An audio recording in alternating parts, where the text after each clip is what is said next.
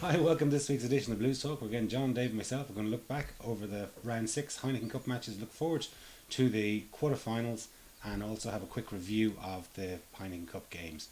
So, boys, 36-3 against the Ospreys. We did what we had to do into our 10th quarterfinal. It was a lot. It seems to be that a lot of these round 6 games, certainly when Leinster are involved at home, can be quite messy. And this was no exception. I mean, Ospreys came to do what they normally do. They were prevented from doing it, obviously, by Ian Evans getting sent off.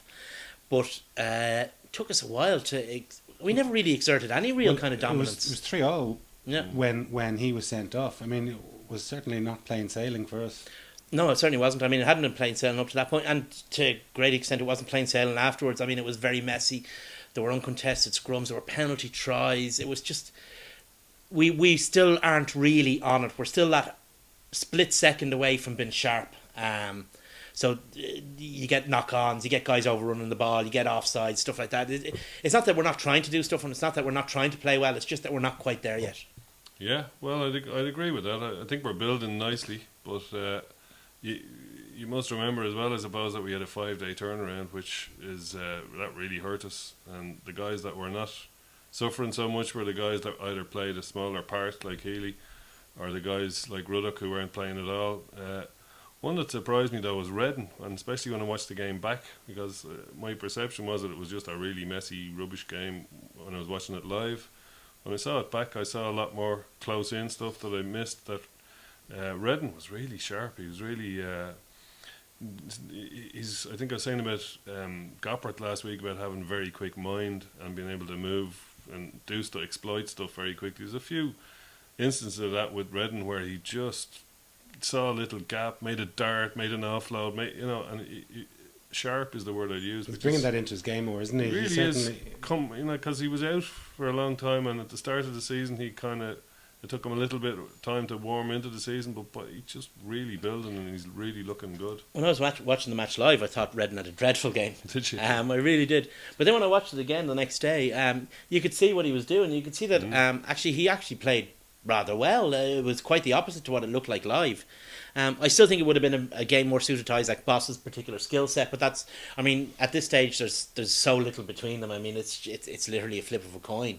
Mm-hmm.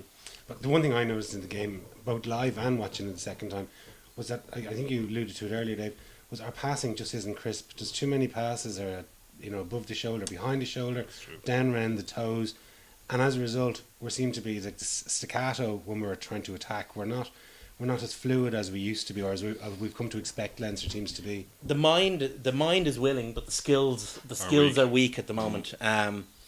And it's just a matter of the hands catching up with the minds, because what they're trying to do, they're not throwing stupid passes. No. They're throwing poor passes, but they're actually the right pass to throw. So the decisions that have been made are the right decisions. It's just that the execution is poor, and that's kind of been a problem all season. Now, we've got through it. We've topped our group. We've only lost one match in the group series. We're second in the league, so we've kind of gotten away with it. The only thing is, we're at the stage of the season now where you stop getting away with it. Mm-hmm. Yeah. You're not going to get away with anything against any of the teams left in Europe. And if you're looking to get a home semi-final in the Pro 12, you're not going to get away with it. So the players have a nice break now to go away, Six Nations, whatever, come back and be sharp on it. That's what we really need to see. Yeah. I think we will. Every year you get, you don't win anything in October, and the team seems to peak at the right time of the year, which is what you'd want. Mm-hmm.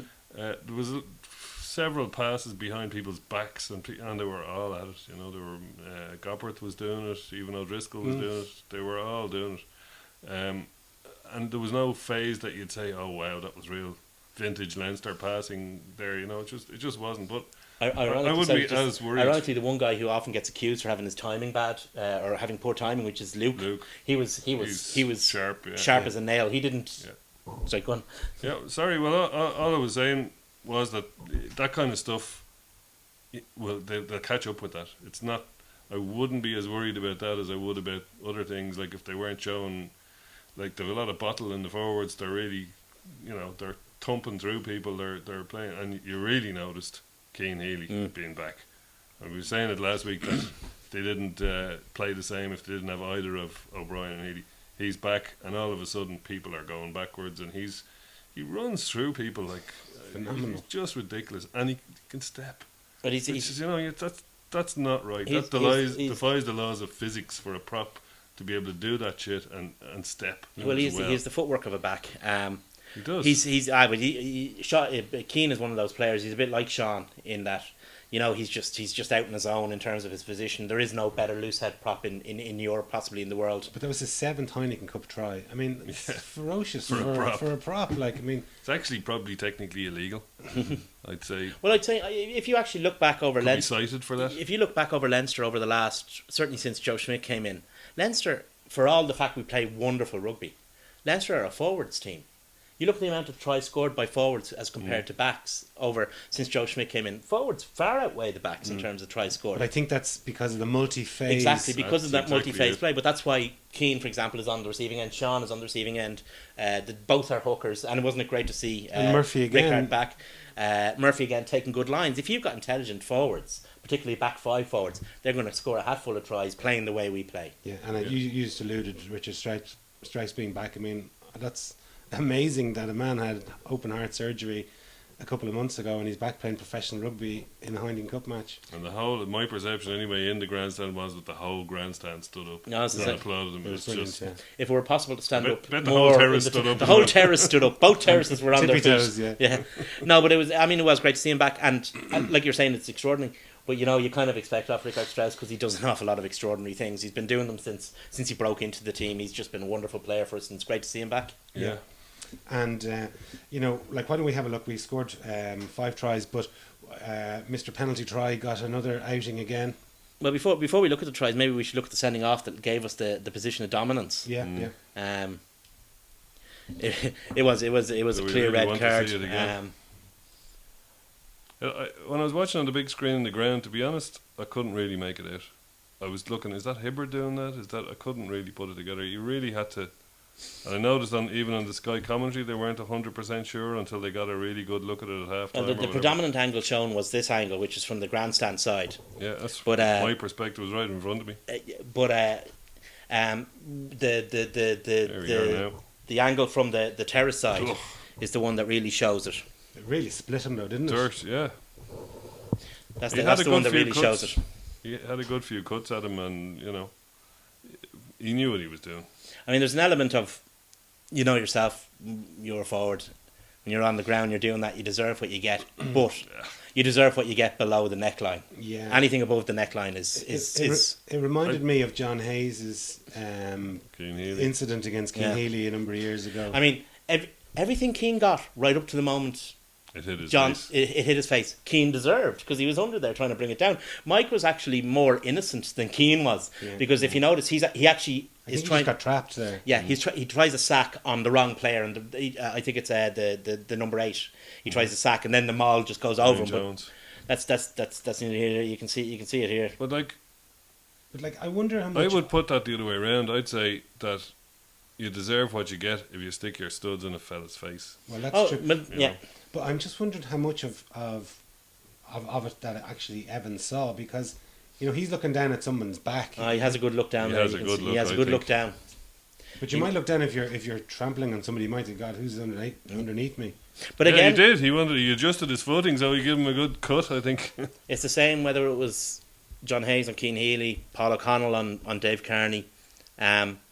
Intention is meaningless. I mean, it doesn't matter what you intend to do. It's what you actually end up doing. You have a duty of care to the other players on the pitch. You have a duty not to be reckless. If you can't see where you're putting your feet, What was the quote? don't stamp before? down with them. He wasn't exactly brushing his hair. No. And Nathan White, in the match the following day, was Yeah. very lucky to get away Very with a red lucky. card. Very, very lucky because, again, that tape shows him clearly making contact with the face. Now, as it happens, he doesn't quite get the studs into Barrett the same way as Evans does on McCarthy. But I mean, that was really stupid because haven't seen a guy sent off the day before for Just dumb, stamping. yeah. What the hell are you doing stamping the next day? But that left Ospreys in an unenviable position because they were down. But it was a game changer. Yeah. It was eventually. Well, it was 3-3 after 20 minutes, as I said earlier, and then we started putting the foot down. I mean, Here comes Mr. P try now, I think, does he? what I like about this is it's similar to the pushover try we scored against Ulster, we get a really nice long maul. Look at the length Yeah. between the original point No and one the would back. Get, no one yeah. would get access to that ball. And it's really obvious if anyone comes in around the side. That's the great thing about it. I mean, the penalty's already given there. That's the first of them. It's proven to be a great weapon, though, for a lot of teams. The Munster are using it to great effect. Ulster are using it a bit. I mean, quite a lot of teams. Northampton, I think, are using it. And they're really making yards with it. And it was a fairly clear and obvious penalty try, wasn't it? It was, yeah. Just short of the line. And If a maul starts going forward, it's practically impossible to stop it Legally, Yeah. it is. That's the one thing I've said it before and I'll say it again. The one thing I don't like about mauls, the concept, the whole rugby is based around the concept of a competition for the ball. Mm-hmm. There is no legal way to compete for the ball in a maul. So that's the one thing I don't like about it. Now, there's lots of skills involved. I mean, the organisation is admirable, etc., etc., etc. But it does kind of run counter to the ethos of the game. yeah, but, it is a thing of beauty when it's done right as well. No, and, it is, yeah. But you could say the same thing about a scrum too. Well, no, ball goes in the middle. contest There's a for the fair ball, yeah. contest for the ball. Well, With the ball that's supposed to go in the middle, there's a fair contest for the ball. There's also the risk of if the other team get out of them all, you can be done Yeah. Yeah. truck and trailer. for a truck and trailer. It's very, very hard to do that. Very, very hard. But that was the penalty try, and it came, and it was, rugby isn't like football. I mean, okay, Really? certainly in Leinster we have a famous 14-man win, for example, the win against Munster in the Celtic League back in 2001.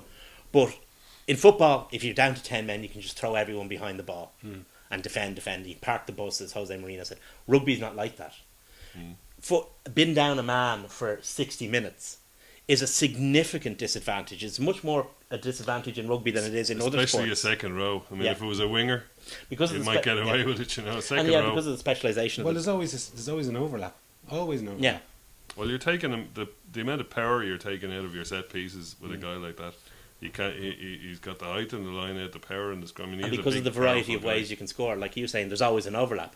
You can actually accentuate that by doing stuff like this. So you can either drive over because they're shorter man, they don't have the power, or they commit men to try and stop it, and you've increased your overlap. So it's much more punitive than it would be in say Gaelic football or hurling or soccer. So once they had their man set off, I mean, the game was over at that point. Pretty much, yeah. Even if it was 3-3. It did take us a while to really capitalise on it, and it was only towards the very end that we started really. Well, like this try Pumping came in on the the tries. 37th minute, and Yeah, You'll notice a lot of our next tries try came wasn't from some- lineouts. yeah. And really well, like our lineouts Lineouts were been really going good. well, yeah, yeah. lineout was excellent. Hard to laud it too much against 7 forwards, but It is, even but so, it's something that the Cronin has been criticised for in the past. Is his yeah, lineout he Cronin. has So, really improved it. Yeah. so he has to be. I mean, you have to give him praise for it, when it's going well. The ball carrying in this try was excellent. and the People ball making protection, yeah, crucially. look at this. People breaking the gain line every single time. Different angles been taken. It was kind of everything you want from a. Like again, line been changed, gain line been broken. And Jamie Heaslip trying to do it all on his own. He nearly did too. More importantly, the ball been returned Put every back, time. yeah. There's Keane on the ball now for the first time. Very close. Mhm. I think eventually he just got bored. Just went, just look, hold on. We'll score a try. but the energy levels that must take out of him to drive through and get on his feet again and be. He Here we seems go. to enjoy it. No, this is Reece. Boom! Reece Ruddock really does hit hard, doesn't he? He's kind of and here's Keane. That's the one, sorry. Looked happy anyway. Well, as happy as he ever looks. Yeah, he's really back on form, isn't Oh, he? he is, yeah. Yeah, so quickly. Like, he played his first game last week, and look at him, he's rampaging already. You know, what's he? They did take him off after 56 minutes, I think. So Yeah, fine. Yeah, that's fine. Protect That's him. just what you want, you know. Yeah. He wasn't needed anymore after 56 minutes as much as he was. That was a very nice line from Dave Carney. Credit has to go there. He's playing very well too. He has, yeah. We'll talk about Reece Ruddock after this try, but that was a nice carry from him. Yeah, it's nice play from Keane. Just in terms of Reece Ruddock, I mean, He's carrying very well. he's isn't he? carrying extremely well, and what people forget is that Reece Ruddock is still essentially one of the younger players in the squad. He's still one of the junior guys, but because he's been around for so long, and there was a certain amount of hype, him being a former Ospreys captain, etc., coming to the club, Ospreys academy captain. There was a lot of expectations around him. And it's taken him until really this season for him to grow into his body kind of thing. And I think also getting capped when he was called up Yeah. from the Under-20s World Cup. Getting capped early as well, yeah. But And he probably had an eye to making sure he wouldn't get capped for Wales, I suppose. possibly, yeah. But he's Although I don't think he had intentions that way. no, I don't think so. He's really grown into his physique now. There were criticisms in the past that he carried the ball too high. He upright, ran too upright. But now he's gotten all that right. And to displace Kevin McLaughlin, who's been an absolute standout guy for us, one of the first names on the team sheet since 2010. That's a huge accomplishment in and of itself, and then to go on and play so well. So you got to give huge kudos to him, and he's a young player. And it's great for the team to have, now you've got the two of them champing at the bit to get past each other, And he's kind of usurped him in the Irish squad as well. He has, yeah. But again, it's great for Ireland. I mean, you've got him, you've got Peter O'Mahony, you've got if he comes back, Stephen Ferris, and then the guys behind them anyway. Yeah. Like Tommy Kevin O'Donnell McLaughlin. Well, O'Donnell's more on the other side, but you've got all these guys there, so it's great. It gives a nice headache to Joe Schmidt anyway. Bring it on. We'll have a look then at the second P try. This is a very old-fashioned style of penalty try, scrum half trying it on, not getting away with it. Nice ball control from Heaslip at the back of the Very scrum. blatant. Yeah, that's one of his party tricks, the way you can do that. Leo Auva, are you watching? This is what you do when you have scrum dominance. But Didn't take Pot a whole lot of time to have to work out that one. There seems to be an awful lot of penalty tries being awarded in the last few weeks. It must be some IRB diktat. directive. No, I just think that what we've seen in the last few weeks are games that are conducive to them. I mean, we've seen games with, say, for example, Cardiff and Toulon. Cardiff spent, a considerable amount of time short-handed.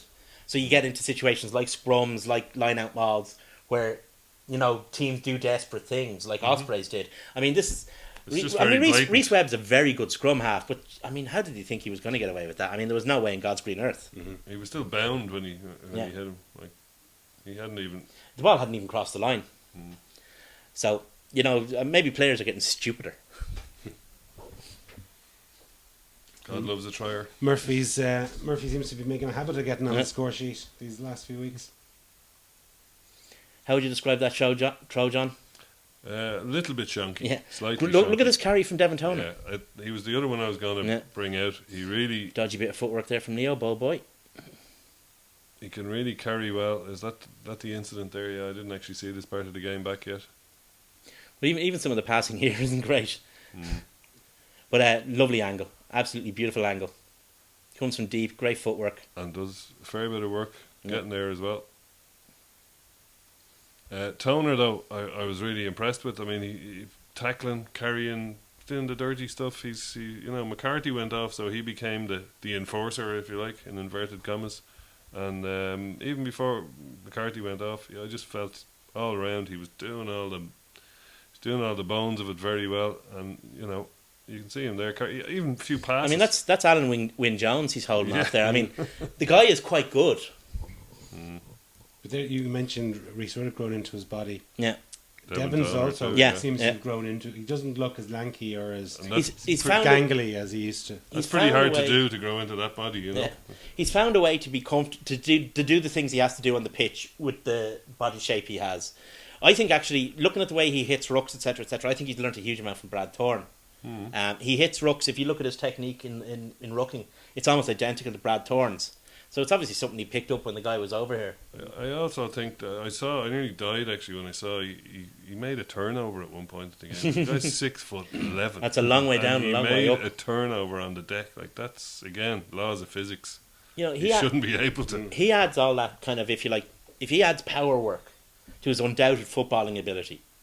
He's got a long future for Leinster in that jersey. So he has. He's still only 20 something. Yeah, he's still only 25 or 6, I think. He's 27, I think. No, even still so, got 10 years. I mean, look at Nathan Hines. Yeah, signing a new contract and he's 10 years older than Devon Toner. Yeah. So Simon Shaw. And since our last one, that was a nice try. It's just nicely worked. Luke, who has been on fire since he came back. And the boss man. He always seems to pop up when he comes does, on as a sub to get a late try. Remember the one he scored against Croke England Park. in Croke Park, Yeah. Well, he has that kind of that New Zealand attitude, follow the good ball carrier. I mean, Josh Cronfeld made a career out of following Jonah Lomu around the pitch. Sure enough. So They were really getting kind of into a rut of scoring tries Yeah, towards the end. They were just going, right, get the ball back. They kind give of me got the another rhythm. one, give me Right? But, I another mean, one, this is give me really another nice angles. Luke I mean, since he's come back, Luke has been, there or thereabouts, man of the match in nearly every game he's played. But I think the great thing about this was Luke looking to offload, didn't go Yeah. down. Yeah. He saw that Boss was in support and he gave him a good pass. Well, in fairness, and I say it before and I say it again. If you're going to play an offloading game, the onus isn't on the guy making the offload; it's the guy breaking his arse to get back up, to get up with him to be in a position Catch to it. receive I it. know, but sometimes it's a mentality of the team. Sometimes people can become very blinkered and they just see the line or they go for Oh, it, yeah, and yeah, they get and they just all they see is contact and go to ground. These guys are looking to actually offload, and when you can make an offload like that, he drew three defenders. Oh yeah, Therefore, created a clear huge running. hole Yeah. for Boss to run through. Yeah. Yeah. So anyway, our 5 tries wasn't quite enough to get us a home. 105 wouldn't have No, got us no. home as it turned out. But anyway, we're playing Toulon over in Toulon at the start of April. So I mean, I'd prefer to go there than to have to go to Clermont. I don't know. Really? I'd 6-1. They're the two Yeah, I didn't want. Well, to be honest with you, any option we had was a bad option. I mean, you really So take Thomond Park or Ravenhill Yeah, well- quicker than I take them. there's bets are off. I always say it, and I'll say it again. Bets are off in an Interpro. Yeah, me too. You know, Well, exactly. There's no you can't read anything into But the it- game. There's no form or anything But like I think that. if just for some fluke, we talk about Connacht shortly, but if Connacht by some fluke had managed to get in and got a home quarter final, paper we would have said, oh, we'll walk that game. But as we've Yeah. seen, we don't Well, that's walk it. games against So you interprovincial rivals. you left with Clermont and their indomitable home record, or Toulon and their galaxy of stars and Only huge. thing is about that is before that match. Now they're 5th in the top 14. Before that match, I think they play Toulouse and Clermont in their 2 previous matches. There could be a big focus on them. They could have 3 different teams out. They have the Well, players. That's true. They have. But teams need to be fairly consistent. You can't just chop and change and bring in a brand new 15. It doesn't work that easy. It doesn't work that easy, but they'd be able to give enough of their guys enough of a break for it to not they make a had- huge difference. I mean, we've got Munster the week before, so If they had Joe Schmidt coaching them, they'd be able to rotate their team very nicely. They have there Guy for them, but Laporte, they've though. Bernard Bernard Laporte. Laporte. Well, Guy Laporte. I don't know. Some guy I made up. some But fictional Frenchman. The other thing about them is people are saying, "Oh, they're a power team and that's all they do." And did they not watch the first half of the very first half they played in this year's Heineken Cup, where they had Glasgow over there? Jeez, they had a bonus point in 20 minutes or something. They were throwing the ball around the place. Clermont or Toulon have a very simple game plan. They are a power team to a certain extent, Of course. but they're also a pace team. They're also a very good kicking They team. have it all, They and they want it. They play a very. I don't want to use the word basic because it sounds derogatory. I don't mean it, but what they do is they do a lot of The simple basics things well. and do them really, really well, and they do them at pace. The closest analogy I could think of how they play would be Munster up to the Ospreys game in 2009. Do you remember the way that Munster Yeah, team they're- played? They hit hard, spread it to guys with pace outside, and that's what Toulon do. They play a very similar style game. So actually, the game against Munster in the lead up to the match will actually be a benefit to us. Because Munster have a not dissimilar style. What they have is every player does their jobs really, really well. I mean, people are saying they're just a power team. No, they're not. I mean, they have pace, they have guile. Yeah. They've one of the cleverest Australian backs of the last 20 years in the pivot. They've got 2 of the best wings in world rugby. They've got one of the biggest cunts at fullback. They've got great forwards. They've got great players in every position.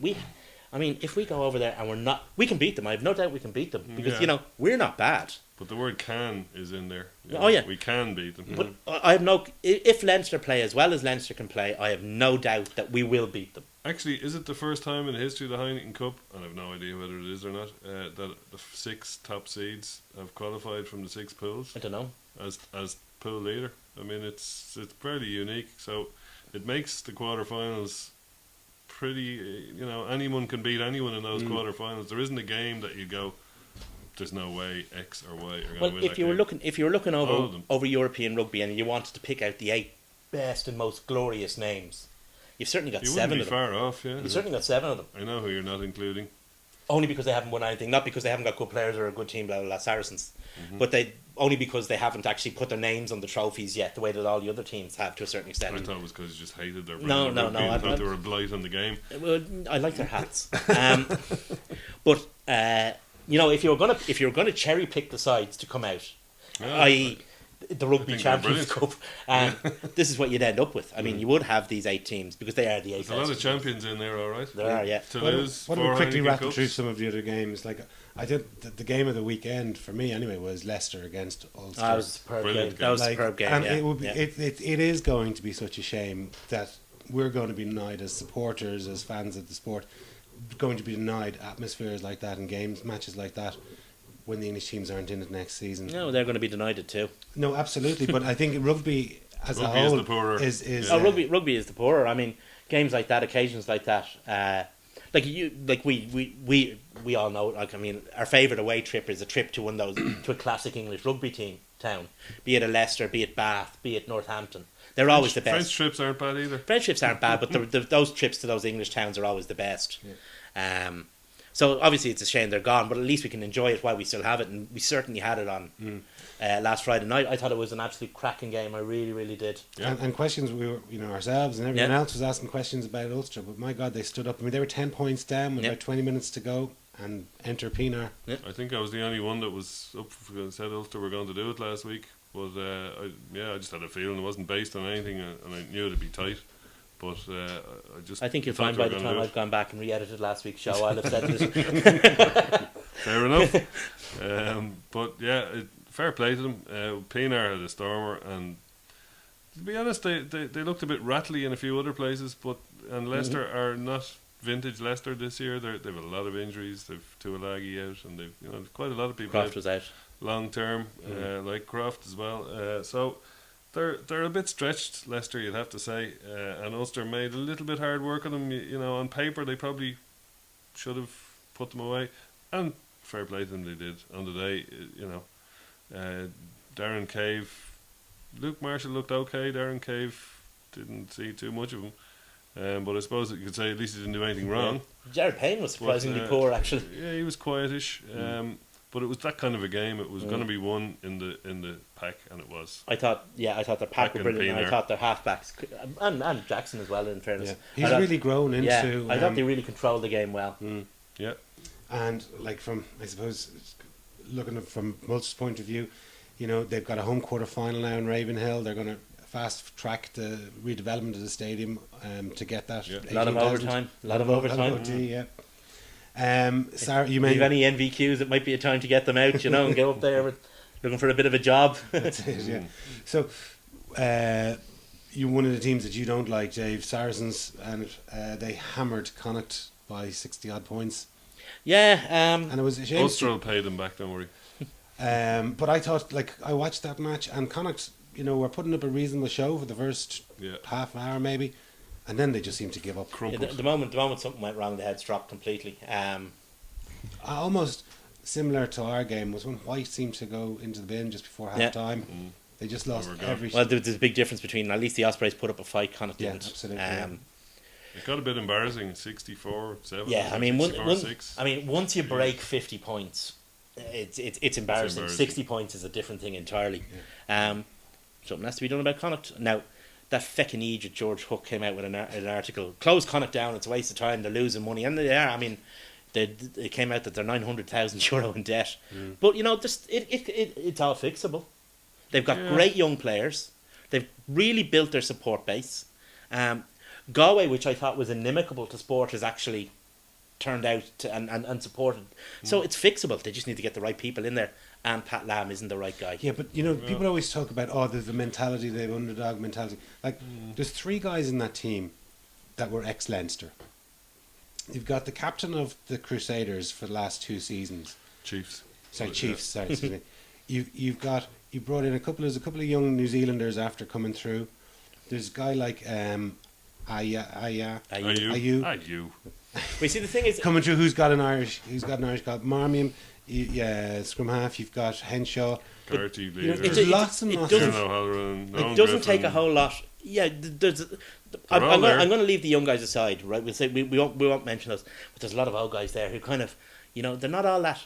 I get the sense that being the underdog suits them, and they do everything in It's their a lot of Irish teams, in and they fairness. do a lot of stuff in their power, including losing a lot of games they should win, to make sure they maintain that status. Not consciously, of course, subconsciously.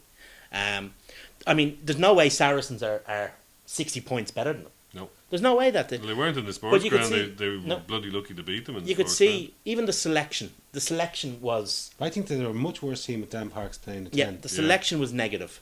He should have gone over there and said, right, we're going to give it a lash. We're going to trust our young fellas, and if we get hockeyed, sure, what the harm? Yeah. Everybody's learned something. Do And a Paddy Jackson yeah, out. I guarantee you that team, if they picked all those young guys, now they picked a few of them, but if they picked Leader and Carty and maybe a couple of others, Tierna Halloran didn't even make the bench. If they picked those guys, they wouldn't have lost by 60 points because those guys haven't learnt that self-destructive mindset yet. I mean, there is so. I mean, if you'd said this to me 5 years ago, I would have thought I'll close it down. But there's actually something in Connacht that's buildable and savable, and Absolutely. can be a huge benefit. I mean, they proved it with the number of young players they're turning out. So Connacht Rugby has to be supported, but I don't think that they have the right people in charge at the top. I mean, they haven't replaced their CEO yet, and that has to be done. I think that they have to replace their coach. I don't think, or Yeah. if not replace him, put a director of rugby in over him. Make him a head coach, put a director of rugby in place of him, or make him director of rugby and put a coach below him. I said it at the time, and I'm going to say it again. I think they made a huge error by not giving Eddie O'Sullivan an interview at least for that job. I mean, the guy's coaching Gary Owens' backs. I mean, he's one of the best coaches in the world, was recognised as one of the best coaches in the world, had a bad World Cup in 2007, lost a lot of his lustre.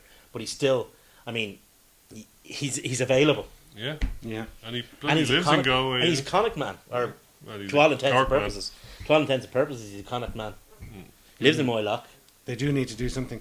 But a team that has one of your other favourite teams, Dave, Munster got a good victory against Edinburgh. But they recovered from losing their opening match. They won the subsequent 5 games. They're top of the Pro 12. They've got a home quarter final. Things are going well for them. The more the season goes on, to be honest with you, the more impressed I am with Munster.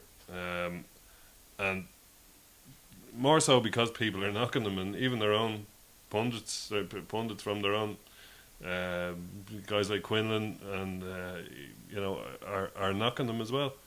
Well, knocking them is a bit strong, but I don't think they're knocking them. I think criticising them probably overly compared to their results. I think I said it last week. Yeah, okay, they have a few flaws, and they don't, still after 10 years are looking for a good centre partnership, but they're still winning. And they keep winning. Okay, they lost in Edinburgh, but they're top of the Magners Pro League. I 12. nearly called it the Pro 12. And they have a home quarter final. They have a home quarter final in the And Heineken Cup. And they played Toulouse, who are not Not what clearly, they once were. after we saw their game against Zebra, which they couldn't get the bonus point. I didn't against. see it actually because I was watching the other thing, but, Yeah, it was but I mean, apparently it was fairly yeah, shocking I mean, stuff. 16-6. I think somebody said Zebra had 13 men when they scored their try. Did they? So whether that's true or not, I can't substantiate it. The one thing about Munster I is, just- I mean, they're like you say. I mean, if you were to If you plot keep out, bloody winning, you can't be that crap a team. if you were to plot out I where think they're Munster, really going if you were to well. plot out at the beginning of the season where you'd want Munster to be, and compared to where they are, you'd be pretty much right on spec. Maybe they wouldn't have lost the first game against Edinburgh, but apart from that, I mean, Munster are pretty much where they'd want to be if they'd been shown this season in advance. Yeah. The one question is, and it's a question that still remains, and guys like Quinlan are right to ask it. It's not that they don't have. It's just that we have to see it yet. We have to see is Keatley the man who can take them on. Looks like it. I mean, he's not shown that he isn't. He had a bad game against Ulster, but he made up for it with 2 cracking games since. He has it all on his shoulder as well because he's a Leinster guy. Yeah. And very big boots the to fill people- too. Yeah, very big boot. Big boost to fill, and the people are just waiting to knock him though. Yeah. One bad game, and a lot of the Oh, Munster that's fans it. are going, sure, he's shite anyway. Bring want JJ JJ. in. But that's what I'm saying. I mean, he had his one bad game, but he bounced back, and that's the point. I mean, you look at the questions that are over this Munster team, right? The questions were over the halfbacks, or more importantly, the out half actually, and that's a question I think has pretty much been answered. There were questions over the back row. They have, I mean, they're a fine unit. I still think they lack a little bit of class. But they've But they- lost a ferocious amount of But they've players lost- over, that's and they what seemed, You know, like say O'Mahony, he's only come in. He played his first game in 2010. He's You know? central. I mean, to the this is team only now, his yeah. second The captain. season, really, as a starter, if you think about it, right? So you have O'Mahony, you've Colin, and you've got Tommy Tommy O'Donnell. O'Donnell. So the one thing I think that they might lack a little bit of class, that little bit of, something. Just it's almost hard to put a finger on what it is, but they're very powerful. They're not stupid, not by any means. No.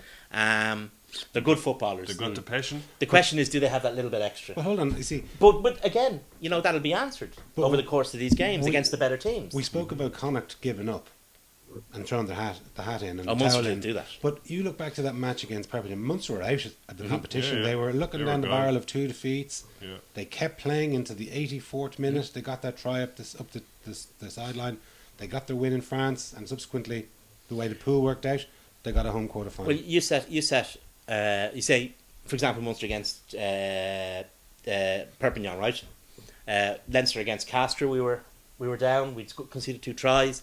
You got Ulster the other night. They were 10 points down with not many minutes left in the clock, and then you contrast the attitude of those 3 teams with the attitude of Connacht.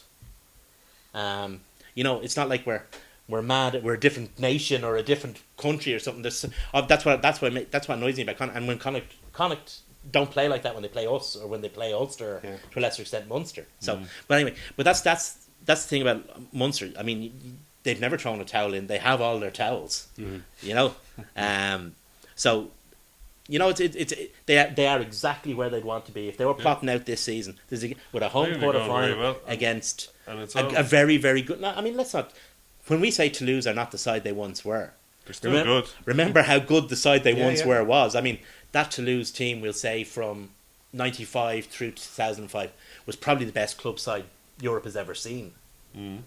It was magnificent. So they're not as good as that team. They're still pretty good. So that after the whole round of 6 games in each pool, it leaves us with 3 French, 3 Irish, and 2 English. And the English both got in from groups with Italian They were- teams. and they were 7th and 8th qualifier. And they were 7th and 8th qualifiers, which, yeah. But worryingly, once again, for the second consecutive season, the Irish are the only ones coming from the Pro 12. And I And just nobody else is even in the Amlin. The And- Amlin has 6 English teams and 2 French. like the Welsh teams won 33% of their games, 6 out of 18, and the Scottish won 5 out of 12, 42%. And the Italians didn't even pick up one losing bonus point. Yeah. And That's shocking. like we support Leinster and Irish teams, but we have to play in a more powerful league because who we're playing against just really aren't cutting it at the moment. Will we join the Rugby Champions Cup, lads? Yeah, I know. No, well, I'd say that the Pro 12 is obviously doing it for us because we keep getting our teams into the quarterfinals of the Heineken Cup. But who are we playing against? Who like there's They're three- obviously preparing but us there's- properly. Yeah, but there's 3 Irish teams in the top 4. Oh yeah, but I mean, Irish rugby is at an absolute zenith at the moment. Certainly in terms of below international level, it's at a Of course. zenith, and it's at a really peak. It won't always be like that. Just like it wasn't always like when Ireland were rubbish in the 90s, it wasn't always going to be like that either. I mean, these things peak and trough. The Italian situation is a significant worry because we need that market. We I do, mean, we but- need those 60 million people to get into the game. And if they're watching a team that is getting hockeyed week in, week out, they're not going to do anything. But on the other hand, I mean, the Italian teams in the Pro 12 are what, mid-table-ish? Well, one isn't. Well, it's are not bottom anyway. Treviso are what, 7th or 8th, are they? I'm not sure. And Zebre are Probably No, I was not. very They're disappointed. at the 10th. I was very Or no, disappointed. they're 11th. Are they? Aren't they? Them are Dragons anyway. Yeah, I think they're 11th. It's disappointing that they're performing this way, and so But like you're always sort of, going back to the old Biarritz days, there was always Treviso or Aroni would always knock off a Biarritz because they always seem to get Biarritz in the pool stages.